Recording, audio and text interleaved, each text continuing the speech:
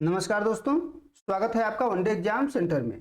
दोस्तों, आज के वीडियो में हम लोग राजा महेंद्र प्रताप विश्वविद्यालय अलीगढ़ के बीए 5th सेमेस्टर हिंदी के पहले पेपर जिसका नाम है साहित्य शास्त्र और हिंदी आलोचना, उसको सॉल्व करेंगे और जानेंगे कि किस प्रश्न का कौन सा उत्तर सही होगा। जिस पेपर को हम लोग सॉल्व करने जा रहे हैं वह पेपर सत्र 2023-24 का है और उसका बुकलेट सीरीज है डी। चलिए बिना देर किए देखते हैं किस प्रश्न का कौन सा उत्तर सही होगा। आपका पहला प्रश्न है, काव्य प्रकाश के रचयिता हैं, यानी काव्य प्रकाश जो ग्रंथ है किसके द्वारा लिखा गया है आपको बताना है। तो डी ऑप्शन यहां पर सही हो जाएगा, मम्मट के द्वारा काव्य प्रकाश नामक ग्रंथ लिखा गया है। दूसरा प्रश्न है, वक्रोक्ति सिद्धांत के प्रवर्तक आचार्य कौन है, किसके द्वारा वक्रोक्ति सिद्धांत की स्थापना की गई है। कुंतक के द्वारा की गई है, तो दूसरे का भी डी ऑप्शन यहां पर सही हो जाएगा। तीसरा प्रश्न है, इनमें से कौन सा तत्व काव्य हेतु नहीं है आपको बताना है। आपको बता दें कि भारतीय काव्य शास्त्र में 3 प्रकार के काव्य हेतुओं की चर्चा की गई है, प्रतिभा, व्युत्पत्ति और अभ्यास। इसमें अलंकार नहीं आता है, तो बी ऑप्शन तीसरे का सही हो जाएगा। आगे बढ़ते हैं, चौथा प्रश्न है, महाकाव्य के नायक का प्रमुख गुण क्या होता है। तो धीरोदात्त होना होता है, तो चौथे का सी ऑप्शन आपका यहाँ पर सही हो जाएगा। पांचवा प्रश्न है, सर्गबद्ध रचना कहलाती है, यानी जो रचना सर्ग में बधी होती है उसे क्या कहते हैं, महाकाव्य कहा जाता है। तो पांचवे का ए ऑप्शन यहां पर आपका सही हो जाएगा। छठा प्रश्न है, मुख्य रूप से शब्द शक्तियां कितने प्रकार की होती हैं। तो शब्द शक्तियां मुख्य रूप से 3 प्रकार की होती हैं। यहां पर छठे का आपका बी ऑप्शन सही हो जाएगा। आगे बढ़ते हैं, सातवां प्रश्न है, प्रहसन किसका भेद है। तो प्रहसन जो होता है रूपक का भेद होता है, तो सातवें का ए ऑप्शन सही हो जाएगा। आपको बता दें कि रूपक कुल 10 प्रकार के होते हैं, उसमें से प्रहसन उसका एक प्रकार है। आठवां प्रश्न है, टी.एस. इलियट का संबंध है। टी.एस. इलियट इसमें से कौन सा सिद्धांत दिए थे आपको बताना है, बी ऑप्शन सही हो जाएगा। निर्वैयक्तिकतावाद जो है टी.एस. इलियट के द्वारा दिया गया था। आगे बढ़ते हैं, 9वां प्रश्न है, विरेचन सिद्धांत के प्रतिपादक हैं, किसके द्वारा विरेचन सिद्धांत दिया गया था। तो अरस्तु के द्वारा दिया गया था, तो 9वें का डी ऑप्शन यहां पर सही हो जाएगा। 10वां प्रश्न है, इतिहास और आलोचना पुस्तक के लेखक हैं, किसके द्वारा इतिहास और आलोचना नामक पुस्तक लिखी गई थी। नामवर सिंह के द्वारा लिखा गया था, तो 10वें का ए ऑप्शन यहां पर सही हो जाएगा। आगे बढ़ते हैं, 11 नंबर प्रश्न देखते हैं, एडलर, युंग और फ्रायड किस विचारधारा के पोषक विद्वान हैं। बी ऑप्शन सही हो जाएगा। सभी विद्वान जो हैं मनोविश्लेषणवाद के पोषण करते हैं, उसी विचारधारा को आगे बढ़ाते हैं, तो 11 का बी ऑप्शन यहां पर सही हो जाएगा। 12 नंबर प्रश्न है, रस मीमांसा पुस्तक के लेखक हैं, रामचंद्र शुक्ल हैं, तो 12 का ए ऑप्शन यहां पर आपका सही हो जाएगा। आगे बढ़ते हैं, 13 नंबर प्रश्न है, आलोचना का विषय कवि नहीं कविता है, यह कथन किसका है, किसके द्वारा यह कथन कहा गया है आपको बताना है। तो बी ऑप्शन सही हो जाएगा, यह कथन टी.एस. इलियट के द्वारा कहा गया है। आगे बढ़ते हैं, 14 नंबर प्रश्न है, हिंदी के किस कवि में फैंटेसी की अधिकता है। मुक्तिबोध में है, तो 14 का सी ऑप्शन यहां पर सही हो जाएगा। आगे बढ़ते हैं, 15 नंबर प्रश्न है, काव्य में उदात्त तत्व को सर्वाधिक महत्व किसने दिया। लोनजाइनस के द्वारा दिया गया है, तो 15 का डी ऑप्शन सही हो जाएगा। लोनजाइनस के द्वारा ही उदात्तवाद नाम का सिद्धांत दिया गया था। आगे बढ़ते हैं, 16 नंबर प्रश्न है, निम्नलिखित में से कौन सुमेलित नहीं है। यहां 16 का आपका डी ऑप्शन सही हो जाएगा। रिचर्ड के द्वारा निर्वैयक्तिकता सिद्धांत नहीं दिया गया था, यह निर्वैयक्तिकता सिद्धांत टी.एस. इलियट के द्वारा दिया गया था, तो 16 का डी ऑप्शन यहां पर आपका सही हो जाएगा। बाकी तीनों ऑप्शन जो है सुमेलित हैं। आगे बढ़ते हैं, 17 नंबर प्रश्न है, संप्रेषण का सिद्धांत किसने दिया, किसके द्वारा संप्रेषण का सिद्धांत दिया गया था। तो रिचर्ड्स के द्वारा दिया गया था, तो 17 का सी ऑप्शन यहां पर सही हो जाएगा।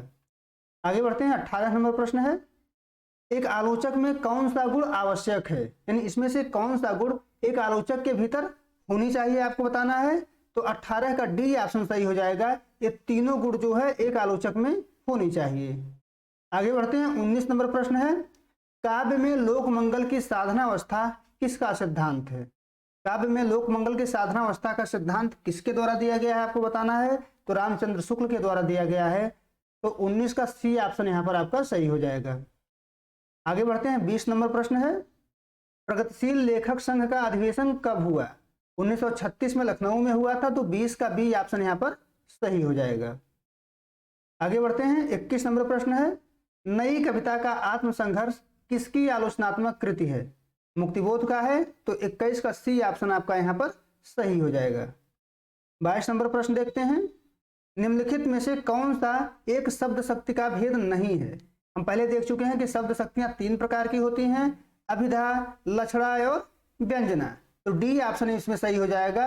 माधुर्य जो है शब्द शक्ति का भेद न होकर के काव्य गुण का भेद है, तो डी ऑप्शन 22 का सही हो जाएगा। आगे बढ़ते हैं। 23 नंबर प्रश्न है, इनमें से कौन सा आपको बताना है नायक का भेद नहीं है? यहाँ पर कुछ प्रश्न कट गए हैं, आपको बताना है कौन सा इसमें से नायक का भेद नहीं है। तो धीरोदात्त नायक होता है, धीर ललित होता है और धीर प्रशांत होता है, लेकिन कुटिल नहीं होता है। तो 23 का जो है बी ऑप्शन यहाँ पर सही हो जाएगा।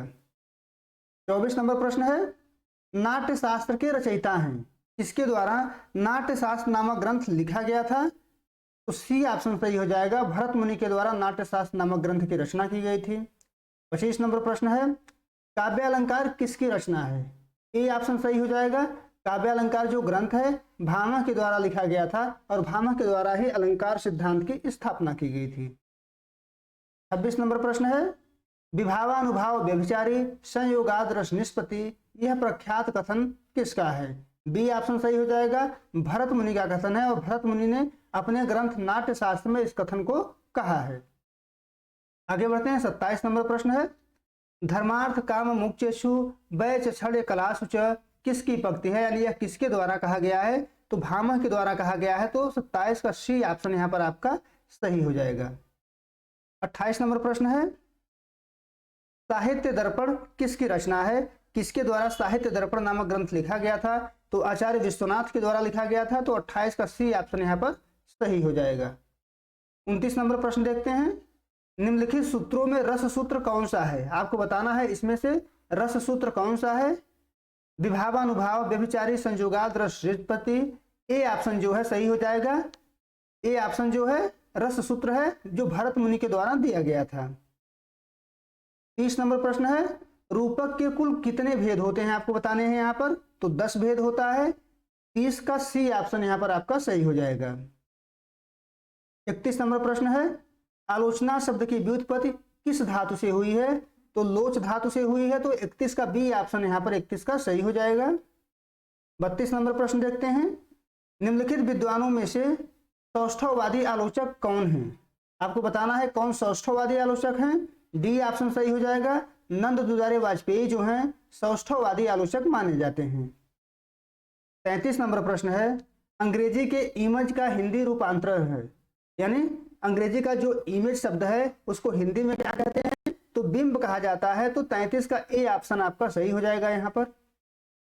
34 नंबर प्रश्न है, वामन किस संप्रदाय के प्रवर्तक थे? यानी वामन के द्वारा किस संप्रदाय की स्थापना की गई थी? तो रीति संप्रदाय की स्थापना की गई थी। तो 34 का सी ऑप्शन यहाँ पर सही हो जाएगा। आगे बढ़ते हैं। 35 नंबर प्रश्न है, सामान्य गुणों के आधार पर नायिका के कितने प्रकार माने गए हैं? तो 3 प्रकार माने गए हैं। तीनों आपका यहाँ पर दिया हुआ है। तो डी ऑप्शन सही हो जाएगा। ये सभी यानी स्वकीय नायिका, परकीय नायिका और सामान्य नायिका तीनों जो है नायिका के प्रकार हैं। 35 का डी ऑप्शन आपका सही हो जाएगा। 36 नंबर प्रश्न है, इनमें से कौन सा रूपक का भेद है? तीनों रूपक के भेद हैं। तो 36 का भी डी ऑप्शन यहाँ पर आपके सही हो जाएंगे। 37 नंबर प्रश्न है, अभिनय कितने प्रकार का माना गया है? तो अभिनय के कुल 4 प्रकार होते हैं। तो 37 के ए ऑप्शन यहाँ पर सही हो जाएंगे। 38 नंबर प्रश्न है, साहित्य का उद्देश्य किसका निबंध है? मुंशी प्रेमचंद के द्वारा लिखा गया है। तो 38 का ए ऑप्शन यहाँ पर सही हो जाएगा।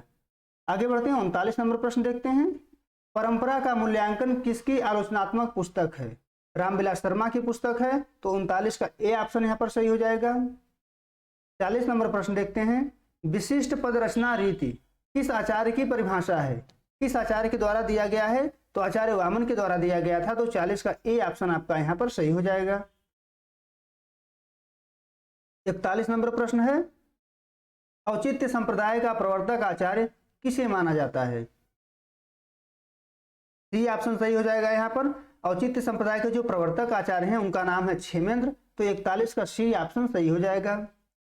42 नंबर प्रश्न है, निम्नलिखित में से किस आचार्य ने भरत मुनि द्वारा प्रतिपादित 9 रसों में 10वां रस वात्सल्य जोड़ा था, आपको बताना है। तो 42 का यहाँ पर सी ऑप्शन सही हो जाएगा। विश्वनाथ के द्वारा वात्सल्य रस जोड़ा गया था 9वां रस, 42 का सी ऑप्शन सही हो जाएगा।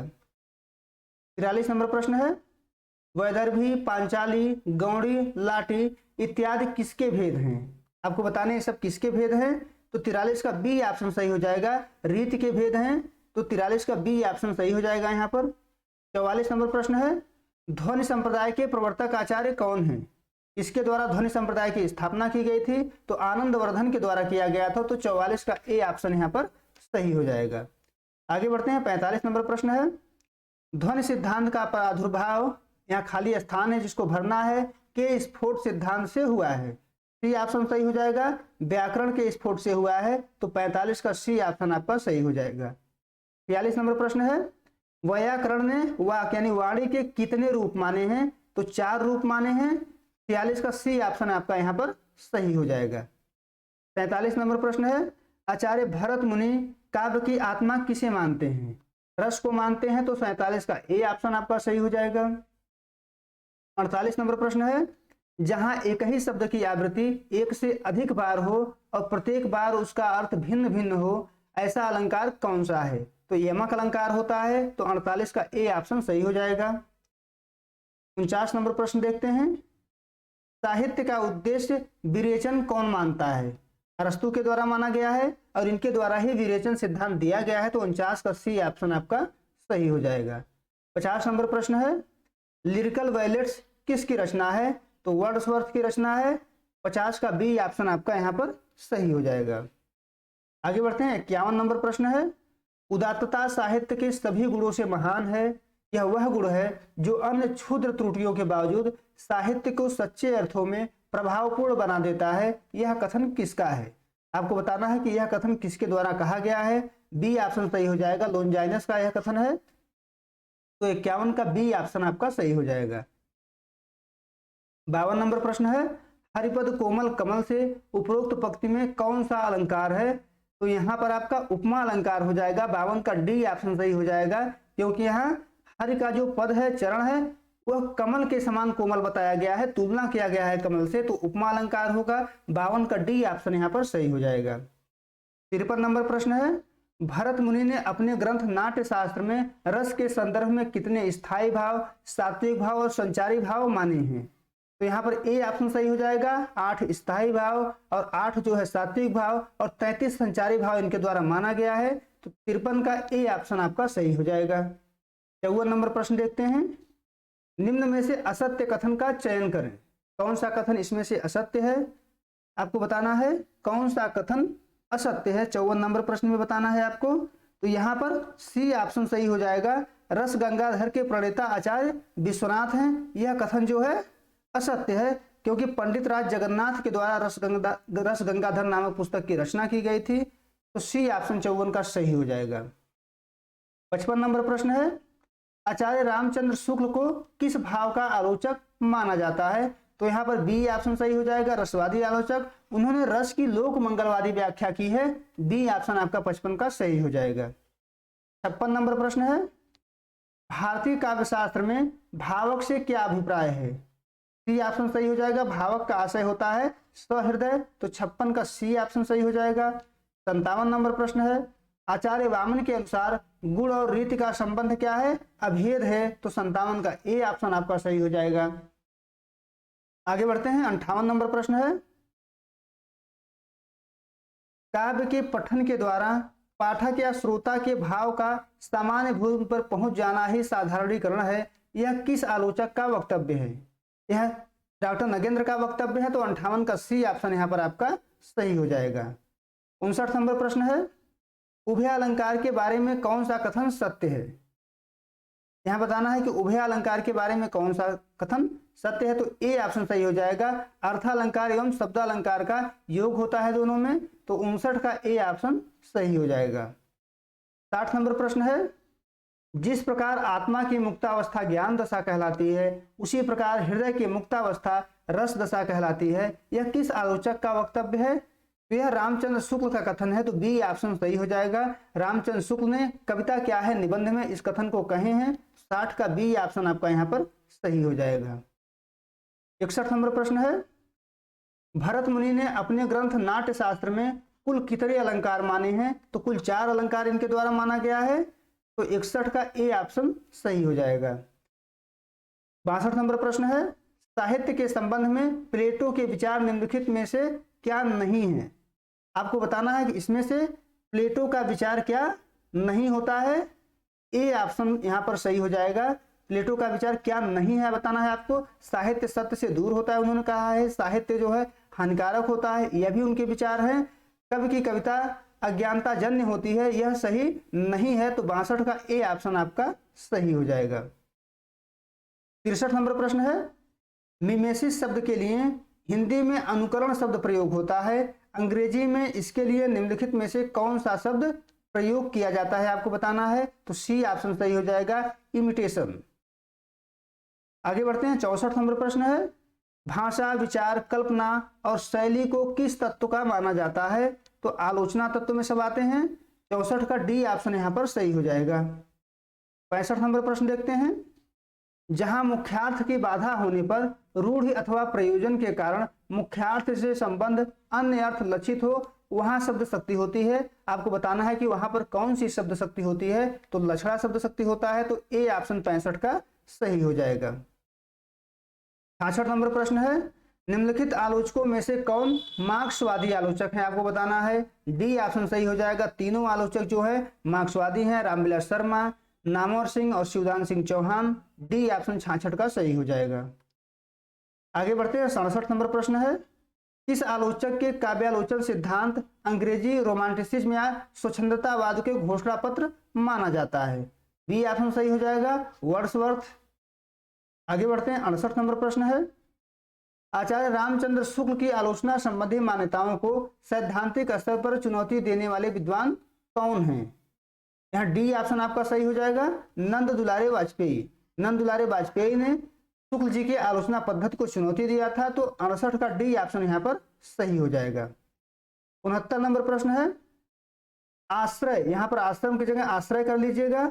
आश्रय के हृदय में स्थायी भाव उत्पन्न होने के बाद जो भाव उत्पन्न होते हैं उन्हें कहते हैं, यानी उन्हें क्या कहते हैं, तो उनको अनुभाव कहा जाता है। यानी आश्रय के हृदय में स्थायी भाव पैदा होने के बाद जो भाव उत्पन्न होते हैं उनको अनुभाव कहा जाता है, तो 69 का बी ऑप्शन यहाँ पर सही हो जाएगा। 70 नंबर प्रश्न है, वर्ग संघर्ष के सिद्धांत से संबंधित आलोचना कौन सी है, मार्क्सवादी आलोचना है, तो 70 का बी ऑप्शन यहाँ पर सही हो जाएगा। आगे बढ़ते हैं। 71 नंबर प्रश्न है, रमणीयार्थ प्रतिपादक शब्द काव्यम किस आचार्य का कथन है, यानी किस आचार्य के द्वारा कहा गया है कि रमणीयार्थ प्रतिपादक शब्द काव्यम, तो बी ऑप्शन सही हो जाएगा, पंडित राज जगन्नाथ का कथन है। 72 नंबर प्रश्न है, काव्यम यशसे अर्थकृते व्यवहार विदे शिवेत रक्षयते श्रद्धा पर निर्वृत्ते कांता सम्मति तत्योपदेश युजे, काव्य प्रयोजन से संबंध यह कथन किस विद्वान का है, आपको बताना है, तो मम्मट का कथन है, तो 72 का सी ऑप्शन यहाँ पर सही हो जाएगा। आगे बढ़ते हैं। 73 नंबर प्रश्न है, कार्यत्री और भावत्री प्रतिभा के यह दो भेद किस आचार्य ने दिए हैं, तो राजशेखर के द्वारा दिया गया है, तो 73 का ए ऑप्शन यहाँ पर आपका सही हो जाएगा। आगे बढ़ते हैं। 74 नंबर प्रश्न है, शब्दार्थो सहितो काव्यम उपर्युक्त काव्य लक्षण किस आचार्य का है, शब्दार्थो सहितो काव्यम किसके द्वारा दिया गया है, तो भामह के द्वारा दिया गया है, तो 74 का बी ऑप्शन यहाँ पर सही हो जाएगा। आगे बढ़ते हैं। 75 नंबर प्रश्न है, रति, हास, शोक, क्रोध, भय आदि भाव किस भाव के अंतर्गत आते हैं, तो स्थायी भाव के अंतर्गत आते हैं, तो 75 का ए ऑप्शन यहाँ पर सही हो जाएगा। उम्मीद है दोस्तों आपको यह वीडियो पसंद आया होगा। आप हमारे चैनल को सब्सक्राइब करिए, वीडियो को लाइक करिए, शेयर करिए। बहुत बहुत धन्यवाद।